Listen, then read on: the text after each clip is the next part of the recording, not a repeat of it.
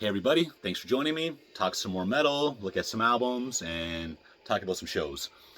And the first band we're going to talk about is Uada, based on recently seeing them about 10 days ago at the Witches of Dystopia tour, which they co-headlined with Mortis. So I'll go over this show quick review.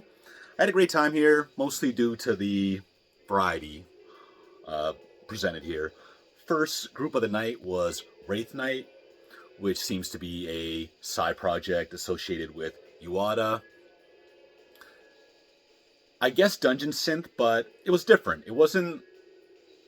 It sounded louder and more powerful, both on record and live, than generally what I think of when it comes to dungeon synth. Guy was standing there with his robe on, gauntlets, illuminated with red light, playing very aggressively. So it was a pretty cool show. Next up was Rome from Belgium. He is one of the bigger names in neofolk, although I never really thought his older stuff sounded like neofolk the way that I thought of it. An obvious statement, but I'm thinking Old Death in June. But the newest Rome album, I thought quite brought me back to that Old Death in June stuff. So I really like that new album. I wish he had some copies on sale. I would have bought it. And the best song from the new album is called The Baron.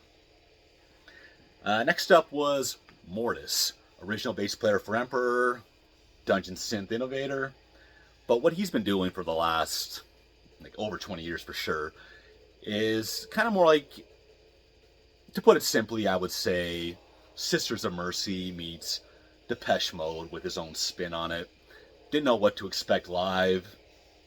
I mean, I do know he's playing the majority of The Smell of Rain and some other newer songs. And, he was on stage holding a microphone, just being the front man. There was a live guitarist, a live drummer, and then they were probably playing to a backing track of some sort. So it was cool to see the man live, although I can't say I was into the material that was played. However, he does have a new album coming out. I think it's called Ghosts of Europa next month. And the title track, I think the first single, that was the first song he performed. And I actually kind of like that song. It reminds me of the newer Over material. Then, so Uada came up next.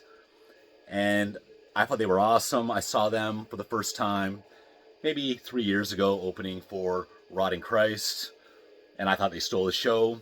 Rotting Christ do put on a good show, but I haven't liked any material since A Dead Poem, and it was a very recent album setlist. After Uada's set, they would turn into Ceremonial Castings, which is the band that preceded Uada, and they played a several songs set from those old days. I think Uada currently are kind of more Swedish Polish style with that American flavor, but the old Ceremonial Casting stuff definitely had more of a Norwegian influence than the Swedish or Polish thing. So I had a great time at this show, and we're going to look at a couple things that I also bought there. So Uada's set was playing their debut album, Devoid of Light, in its entirety. This came out on Eisenwald. 5 songs, about 35 minutes, and I think this is probably my favorite album by the band. I also really like the 4th one. But this is kind of samey, kind of feels like one long epic song. But my favorites are the opener and the 3rd track on here. Track listing's kind of hard to read. And also definitely has a epic ending, this album here. So when discussing Uada, people bring up Magua right away. And that is fair in its, melodic black metal trappings. And I definitely hear a lot of similarity in the drumming style. However, I've always kind of compared them more to the Dissections and Sacramentums, although the songwriting is very different. I always kind of thought of them as more Swedish than the Mugwump comparisons they constantly get. I should also mention that Uada has a bit more of like a fun rock and roll thing that pops up its head here and there. So, Devoid of Light by Uada, check it out. Also at the show, I got their brand new album, Interwoven. I've heard of this referred to as an EP. I've heard referred to as their 5th full-length album. Metal Archives has it as a full-length. And this was supposed to come out a number of weeks ago, but there's apparently manufacturing delays and all of that. But they did have copies at the show, and this is the special book version, so I picked that up. What does that say at the back? Radiant be the path of no return. So before we talk about the music, this is a very nice book, quite lengthy, lots of pictures, liner notes, lyrics, and there's a little card there, which I think is the jewel case and vinyl cover art with the download code and all that stuff on it. So what's the story behind this album? Definitely something different. It is what was initially brought to my attention as being a neo-folk album. I wouldn't say that at all.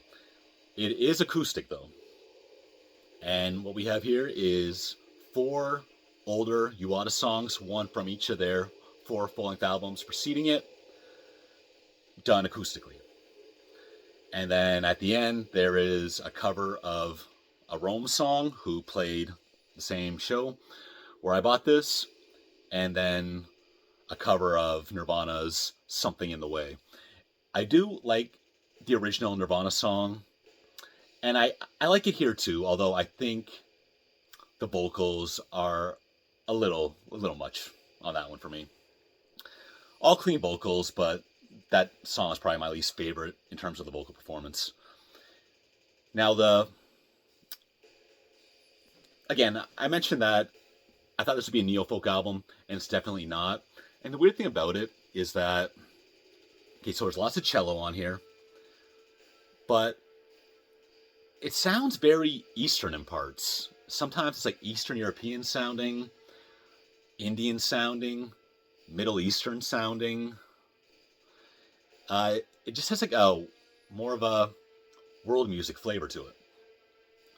Of the original songs, I really like Jinn, the opener, especially the absolutely beautiful guitars that ride the song out near the end. So this is a really cool EP, but there's a couple tracks on here that weren't really doing it for me. Okay, next up we're going to look at this. In Flames, The Jester Race. And this is the 30th anniversary vinyl release on Nuclear Blast, as this has apparently been unavailable on vinyl for quite a while. And I've never been a big In Flames fan, but this was just, this was my pick at the record store that day. You know, some days are better than others, and that's what I decided I was going to get. I have seen some discussion online that cover is not looking so good, like it was just kind of copied off a CD and blown up. And I probably would have liked a gatefold for a 30th anniversary of a release like this, because this is an album that is definitely regarded as maybe the band's best. So it's got the original Jester Race on clear vinyl, and then a bonus 10-inch of the Black Ash Inheritance EP, which I think came after the release of the Jester Race. So you have Goliath, Disarm, They're Davids, an original track that I think is the best material on here. Gyroscope, which will go on to be on the next album. acoustic medley, which is just that, and Behind Space, a live version of an older song.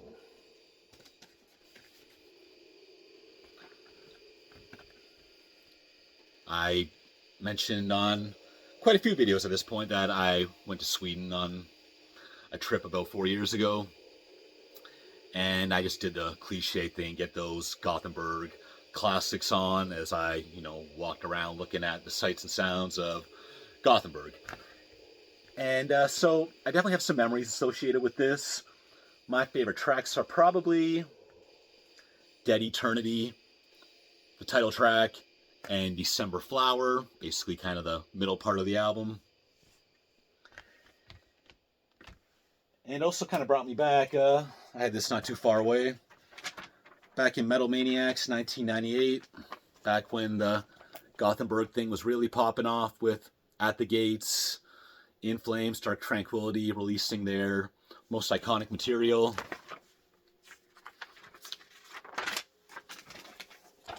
And I guess you're not going to be really able to gather much from these pages I'm showing you. But that was a cool release. A cool article I'm definitely going to read again. So, In Flames, Jester Race. And finally, we're going to look at one more vinyl. This is Deafheaven and Under the Blue Valley live on KEXP. So this is a Record Store Day exclusive. Pretty cool looking vinyl. Released on Roadrunner. And this is 4 songs from their most recent full-length album. And Deafheaven, hit and miss for me. I really liked everything up to and including New Bermuda, which is probably my favorite one to this day. The next couple after that were okay. And I think their newest full-length album is a return to their more black metal roots, but I don't think the songs are really there. I don't find it very memorable or interesting. And that's 4 songs from that new album that are being played here live, if I didn't mention that already. So you have some conflicted ideas on Deafheaven. Why'd you buy it? Well, basically, I'm not a big record store guy, but I went to show some love to the guys at the record store because they're pretty excited about it. And this was the Record Store Day release that they had that was most closest to my taste. So I did pick this up. And again, I don't love it, but cool thing to collect. Thanks for joining me, and I'll see you next time.